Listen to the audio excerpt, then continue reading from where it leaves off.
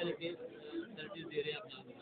जी बिस्मिल्लाहिर्रहमानिर्रहीम। आज पंजाब गवर्नमेंट की हिदायत पे primary and secondary health care department ने ये एक हफ्ता सेहत का आगाज़ किया है आज।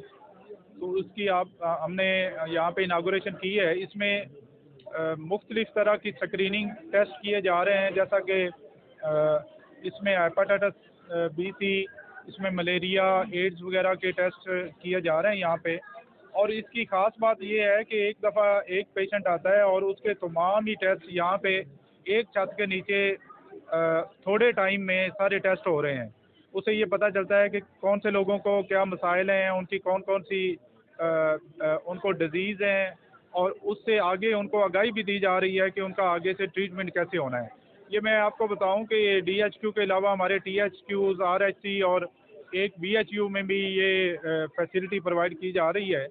तो उसमें हमने ये 3 दिन कैंपेन चलानी है और DHQ लेवल पे ये टारगेट है 1000 डेली पेशेंट चेक होंगे, और THQs में 500 और RHC में 300 जो पेशेंट्स हैं उनकी स्क्रीनिंग की जाएगी।